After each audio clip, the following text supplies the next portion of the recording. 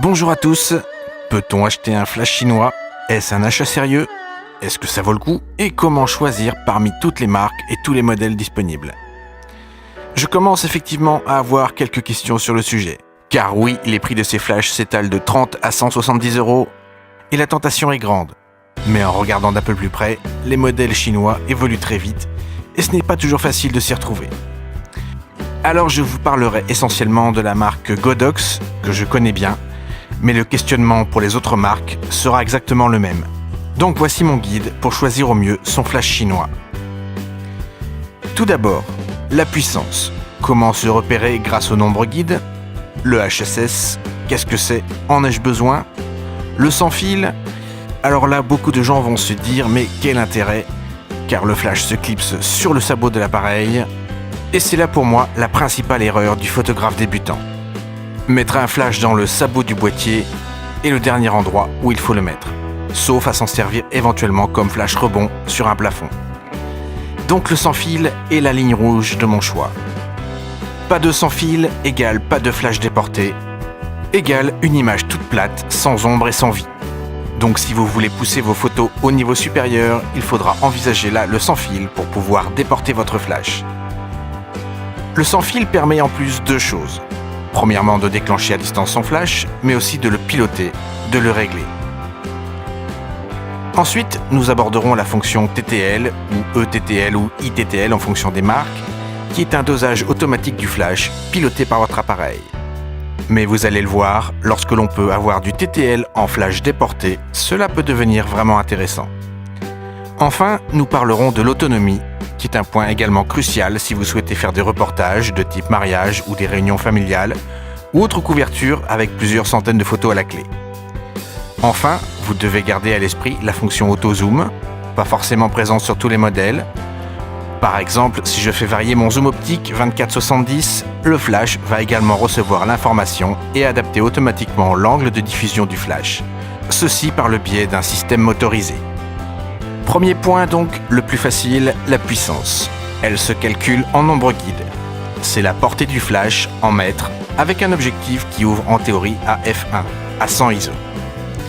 Donc un nombre guide de 33 vous permettra d'éclairer un modèle à 30 mètres si vous avez un objectif qui ouvre à 1. Et même si cette mesure n'est guère utilisable, cela a le mérite d'avoir une idée sur la puissance relative du flash.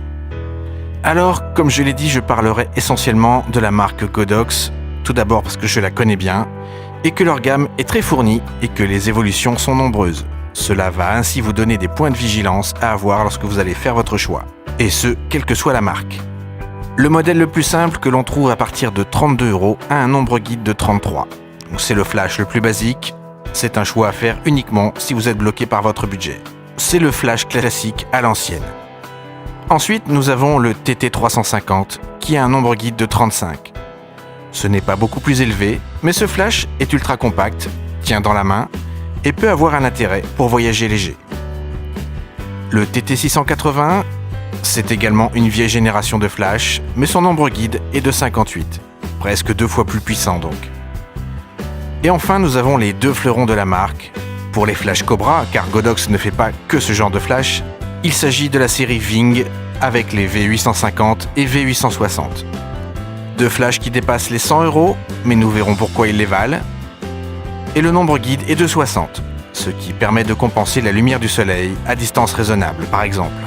J'en profite au passage pour différencier le 850 et le 860, c'est essentiellement grâce à la fonction auto-zoom, présent sur le 860, qui va permettre à votre flash de zoomer en même temps que votre objectif, et ainsi optimiser la quantité de lumière à apporter et préserver les batteries.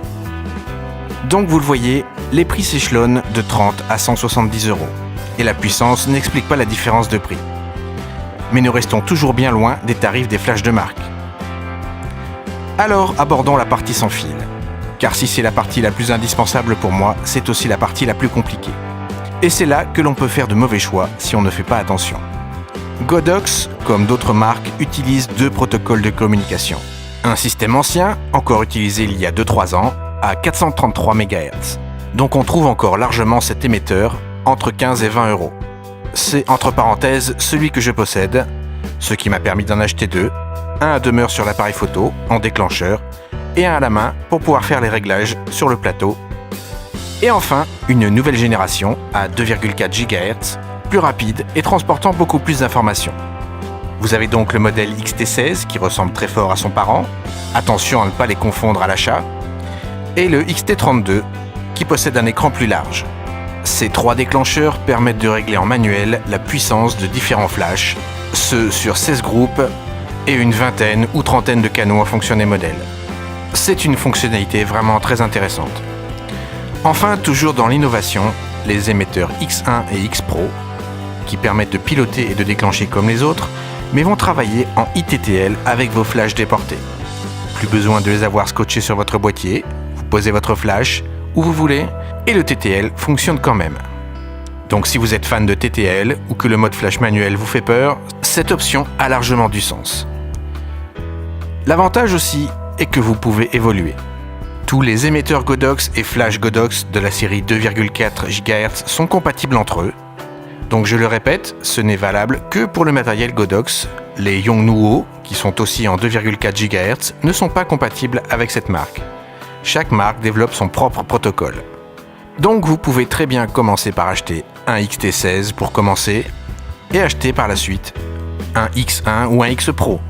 Donc voilà, maintenant que vous savez qu'il existe ces 3 sortes d'émetteurs, les anciens à 433 MHz, les nouveaux à 2,4 GHz, sans TTL et avec TTL, cela va certainement maintenant restreindre votre choix de flash. En effet, nous avons notre petit TT520 qui fonctionne à 433 MHz, d'ailleurs comme toutes les premières séries de Strobe Studio Godox ou la série 1 des flashs haut de gamme Ving. Et donc là, encore, faites bien attention à la fréquence qu'utilise votre flash. Ensuite, nous avons le TT350, notre flash compact, qui fonctionne à 2,4 GHz et supporte l'ITTL. Vous pouvez donc le piloter et l'utiliser en TTL avec le X1 ou le X Pro. Ou alors simplement en pilotage manuel avec le XT16 ou le XT32. Le TT680 ne se pilote pas à distance de manière native, il faudra acheter des émetteurs et récepteurs spéciaux. Et enfin, les Ving. Tout d'abord le 850 qui peut être piloté à distance, mais ne supporte pas l'ITTL. Nous avons enfin le 860 qui lui gère en plus l'ITTL. Donc vous l'aurez compris, la batterie lithium-ion, l'ITTL, l'autozoom sont les principales raisons du prix le plus élevé de ce flash. Donc normalement, vous devriez commencer à y voir un petit peu plus clair dans le choix de vos flashs.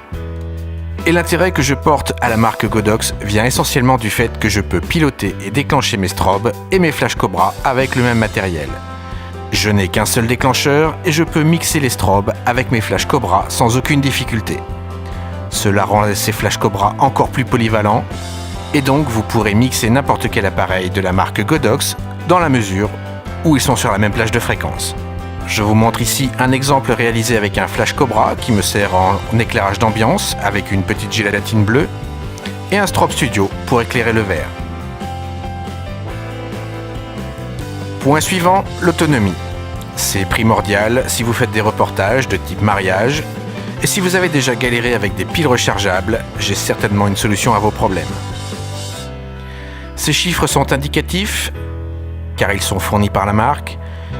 Nous avons notre petit TT520 qui fonctionne avec 2 piles AA ou LR6 et pourra faire au maximum une centaine de flashs à pleine puissance. Le TT350 qui lui utilise 4 piles AA en fera plus de 200. Le TT680 sera dans le peloton de queue avec une centaine de photos également. Et c'est là que l'innovation chinoise prend tout son sens. La série Ving propose une batterie lithium-ion permettant de produire plus de 600 flashs. Personnellement, avec 2 batteries, j'ai pu faire sans problème un reportage de plus de 550 photos et il me restait largement plus de la moitié de la batterie sur la seconde. Donc là je dis véritablement merci, car c'est un confort de travail inestimable. Fini le stress de tomber en panne au mauvais moment, d'avoir des chargeurs un petit peu partout et de vérifier la charge avant le reportage. Bref, pensez à ce point de détail si vous faites des séries de longue durée. Le HSS. Le flash en général se négocie à 1/125e, mais certains appareils vont arriver à repousser cette limite à 1/200e. Si cela vous intéresse, je pourrais vous expliquer mécaniquement pourquoi nous avons cette limite. Et par contre, les appareils haut de gamme vont tirer leur épingle du jeu avec le HSS. L'appareil va piloter le flash pour pouvoir exposer l'image entière par plusieurs bandes successives de flash. Bref, il y aura une rafale de flash et c'est votre appareil qui va piloter tout ça. Chez Nikon, seul le D7000 et les versions au-dessus en sont pourvus. Les versions du dessous n'ont pas cette fonctionnalité donc. Mais si vous avez un boîtier pouvant faire du HSS, vous pourrez faire des photos jusqu'à 1/8 millième de seconde. Et dans cette catégorie, seuls les Ving auront cette fonctionnalité. Alors c'est vrai que je vous ai parlé uniquement de la marque Godox, quid des autres marques chinoises? Comme je vous l'ai dit, je ne parlerai pas d'un matériel que je ne connais pas. Vous avez donc d'autres marques comme Yongnuo, très appréciées par les possesseurs de Canon. Donc ils fonctionnent et font parfaitement leur job comme n'importe quelle autre marque. Et par exemple, pour 100 €, vous avez un flash qui va gérer le sans fil, mais seulement avec des émetteurs Yongnuo, gérer le HSS et l'ITTL. Cela en fait un des best-sellers sur le marché chinois actuellement. Mais est-ce que acheter chinois finalement n'est pas un peu risqué? Si bien sûr. Le service après-vente est quasi inexistant et renvoyer la marchandise va vous coûter certainement le prix de la marchandise. Et de toute façon, le vendeur n'a aucune obligation de résultat ou de remplacement. C'est donc un risque à prendre. Mais la différence avec les flashs de marque est tellement grande que le risque peut être pris. C'est donc un pari, mais pour moi, les flashs que j'utilise de la marque Godox sont vraiment fiables. J'utilise mes Ving première série de manière assez intensive, aussi bien en studio qu'en extérieur ou en reportage. Ils tiennent le choc et j'en suis vraiment très satisfait. Pesez le pour et contre de chaque option. Interrogez-vous sur chaque fonctionnalité, la puissance, le TTL, le sans-fil, l'autonomie. Comparez avec les marques d'origine. Et pour vous aider à réfléchir, voici quelques images réalisées avec mes flashs Godox, Cobra et Flash Studio. À vos souris et bonne recherche sur Internet.